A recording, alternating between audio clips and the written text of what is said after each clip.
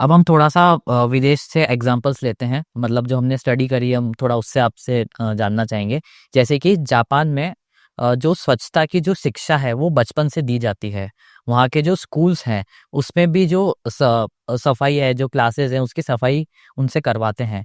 लेकिन जब हम यही चीज़ इंडिया में लाते हैं तो बहुत ज़्यादा विरोध होता है कि यार मतलब कैसे आप किसी स्कूल या इसको साफ करवा रहे हो बच्चों से। तो ये जो स्वच्छता की जो संस्कृति है, ये एजुकेशनल इंस्टीट्यूट्स का भी इसमें कितना रोल है आपके अकॉर्डिंग? बहुत अच्छा सवाल है।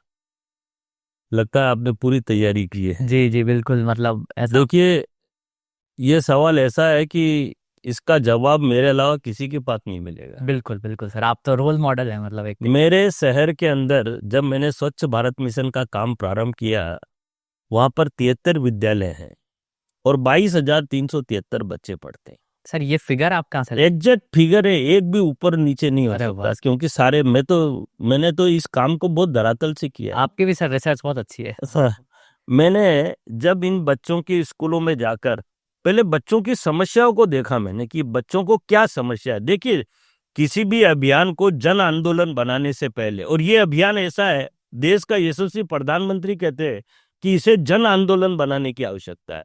ये एक क्रांतिकारी निर्णय है, ये कोई साधारण निर्णय नहीं। लोगों को लगता है, लोगों की मानसिकता आज के इस युग में बदलना आसान काम नहीं है, लेकिन संभव है। 22,373 बच्चे, एक भी बच्चा शहर का ऐसा नहीं होगा जो मुझे आज भी नहीं जानता हो। ये संभव नहीं है, असंभव। और मैं जब विद्यालय में जाता था, हर विद्यालय में मैं गया और बच्चों से एक ही बात की कि तुम्हारी पहले समस्याएं बताओ। बच्चों ने, अच्छा, अक्सर हम ये भी देखते हैं कि विद्यालयों के अंदर जितने भी टॉयलेट होते हैं वो गंदे होते हैं। हाँ। हमने पहले बच्चों का मन जीता। उन विद्यालयों के 73 विद्यालयों के, जब विद्यालय चालू होती थी, 7 बजे चालू होती थी, तो 7 बजे से पहले पहले नगर परिषद द्वारा 73 विद्यालयों के टॉयलेट 365 दिन, हमने कोई काम ऐसा नहीं किया जो 364 दिन हुआ हो।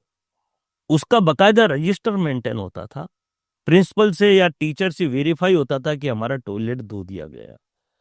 हमने 73 विद्यालयों के टॉयलेट हम नियमित रूप से धोते थे।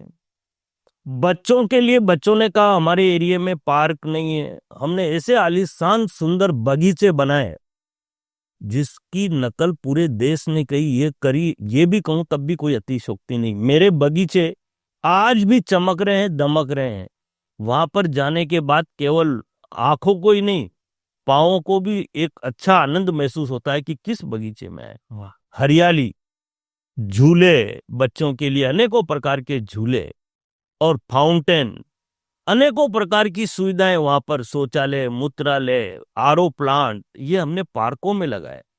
तो बच्चों को लगा कि जो बच्चा पहले टीवी और मोबाइल देखता था, उसने टीवी मोबाइल देखना बंद कर दिया, बगीचों में जाने लग गया।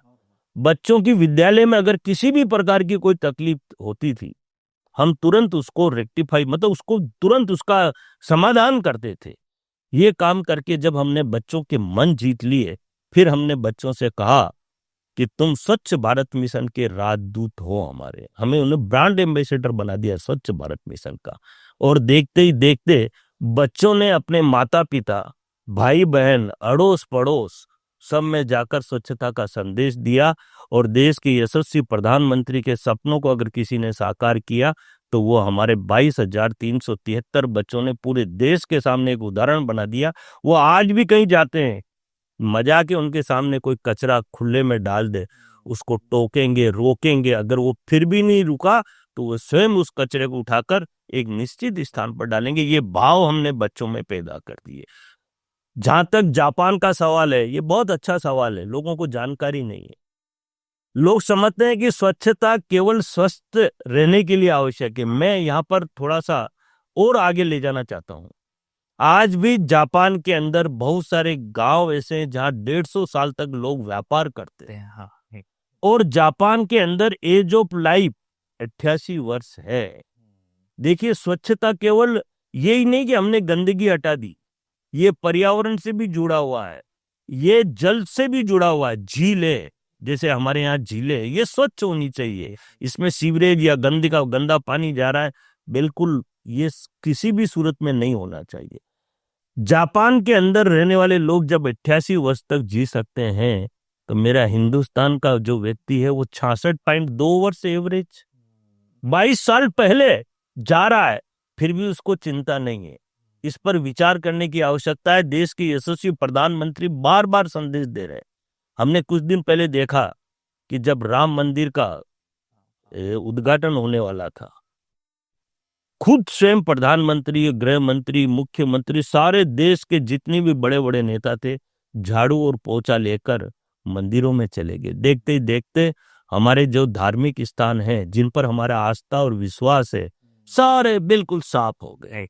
तो कहीं न कहीं स्वच्छता बोलती है, स्वच्छता की ताकत बोलती है। इसे समझने की आवश्यकता है।